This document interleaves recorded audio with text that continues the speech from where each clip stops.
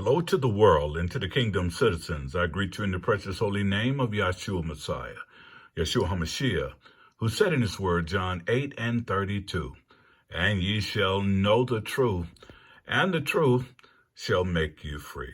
Hi, I'm Dr. John Curry, Ambassador, Pan-African, and welcome to the Embassy of the Kingdom of Heaven on Earth. If you want to follow this podcast, please subscribe to JC Global Embassy TV 1. Ring the bell and hit the thumbs up button. Today's message is for those that really don't have a good understanding of what God did right after the flood or before the flood. Only 8 people got saved, and that was Noah, Miss Noah, his sons, Ham, Shem, and Japheth, and their wives. I think this is a great clip because it's going to remind us as black folks who was the progenitor of us as a race, as well as with the Shemites and the Japhethites. So I just want you to take a peek at this clip, and hopefully you can benefit from it. It's just basically letting you know that God has always been on our side as black people. Take a look at this clip. Ham and Shem. But after the dispersion of the people by God at the Tower of Babel, each went in their own region of the world. Japheth and his family went into Europe. However, Shem and Ham stayed in the area, and this is the reason why intermarriages occurred between the two people. They occupied the same land mass. Mizraim, Egypt, and some of his family went into a lands called Africa, but it wasn't called Africa then. The name Africa came from a Greek word phryke, means cold, and horo, and Afrik means not the land of cold and horo. The land of Ham is hot. Latin Africa means sunny. Cush, Ethiopia, the brother to Mizraim, had a very large area which even went into what is now called the Middle East. Remember, Nimrod was a Cushitic, and the beginning of his kingdom was Babel, Erch, Akkad, and Calneh in the land of Shinar. This land area is almost the same as Persian kingdom. The only difference is that the Persian kingdom included India, Esther chapter 1v1. But Cush and his kingdom started from Babel, present-day Iraq. We must have this picture in mind to understand the connection of Africa and Middle East, that it was one land mass. Around 1913 BCE, Abraham and his wife Sarah went to Egypt because of the famine which was in the land. Please follow carefully with the next quotation. But before he entered the land of Egypt, he said, "Behold, now, I know that you art a fair woman to look upon.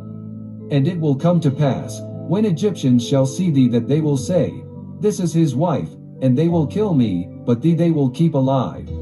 Now let us look at one commentary's references by Rabbi Shelomohyitschaki. Solomon ben Isaac, also known as Rashi, said the following in his commentary in relation to the above quotation. "Behold, now, I know that thou art a fair woman, knowing that you are beautiful, I realize that your beauty is now a source of danger, particularly since the Egyptians are dark-skinned and ugly." Despite this comment having some racial discrimination and ridiculous comment, but the point here is the fact that the rabbi has stated that the Egyptians were black people, having a black skin race, and a person belonging to a dark-skinned race.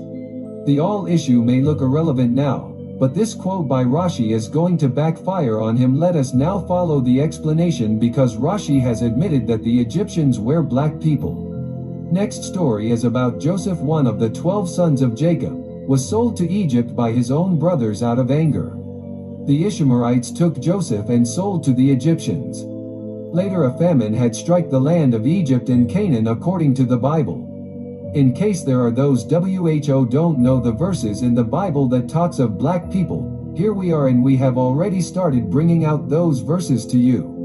Because of hunger in the land, Jacob instructed several of his sons to go into Egypt and buy food because Egypt had enough to sell. When the brothers of Joseph, the sons of Jacob, had entered the land of Egypt, they were told to see a particular person. They didn't know the person they were going to see, and when they faced him, they did not recognize him, but Joseph recognized them. Now if Joseph is supposed to be a white person and he was in the midst of black people, don't you think his brothers would have recognized him immediately?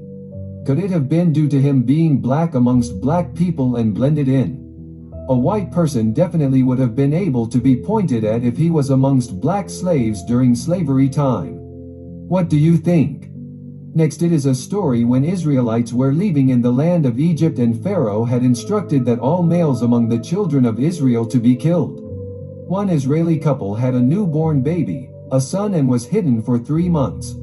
But when they could not hid him anymore, the child was put in a basket and placed among the reeds by the bank of the Nile River. The daughter to Pharaoh, wanting to bath in the Nile, went to the banks and saw the basket among the reeds, and she opened the basket. She saw a baby in it.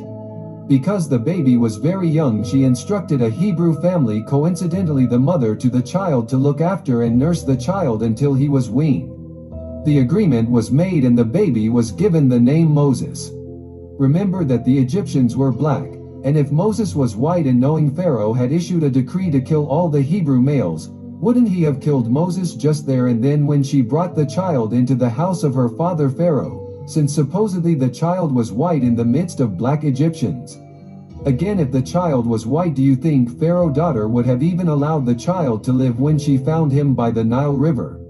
Obviously the answer is no.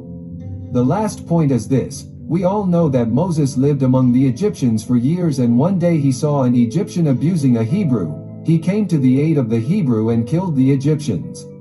He ran away in case the news reached Pharaoh. He left Egypt and went to the land of Midian. When he just entered the land of Midian, he helped some women. They were very grateful and ran back to tell their father that an Egyptian helped them. Here again, if they made a mistake by saying Moses was an Egyptian and knowing that Egyptians are supposedly dark-skinned and ugly, does this also make Moses dark-skinned and ugly too? Surely people need to be careful on what they say. It may come back to haunt you. Herodotus 484-425 B.C. was born in Halicarnassus, a Greek colony in Asia Minor. He traveled a lot in different regions and he was a friend to Sophocles of Greece. His journey included reaching the western shores of Black Sea, South Italy and Egypt, and to the Asian cities of Tyre, Babylon, Ecbatana, Nineveh and Susa. During his journey he wrote the following quotation about the Egyptians or natives. It is certain that the natives of the country are black. There can be no doubt that the Colchians are an Egyptian race. I made this inquire on the subject both in Colchis and in Egypt, and I found that the Colchians had a more distinct recollection of the Egyptians than the Egyptians had of them. My own conjectures were found first on the fact that they are black-skinned and have woolly hair. By this quotation it also gives us a positive identification on Egyptians.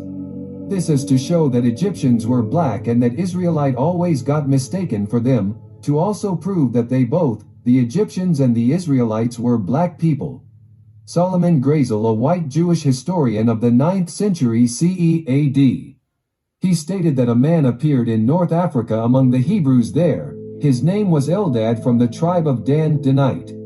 They said he spoke a very strange and unknown language and he told them weird stories.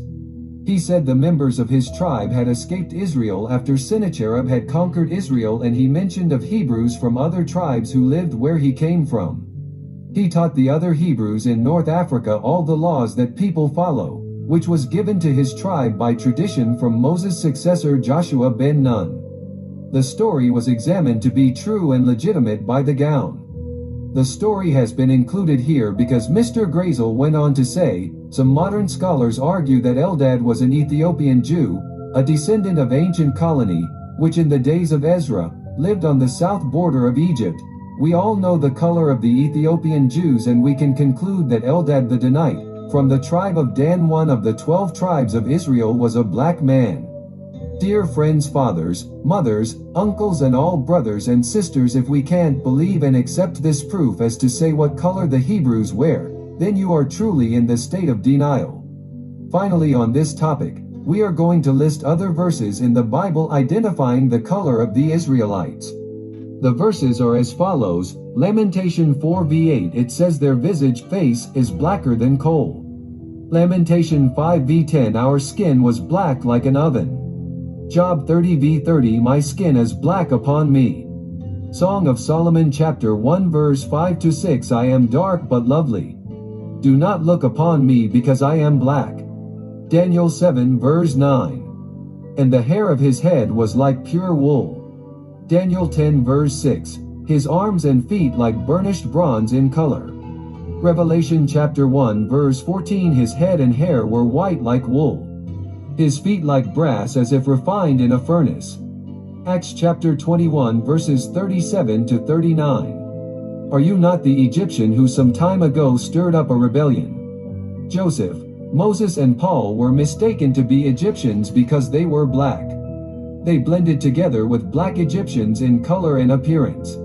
We can also know the color of Hebrews on differentiating between white people and lepers by reading Leviticus chapter 13. The color of real Hebrews is found in this passage. Please go on and read King James Version, KJV.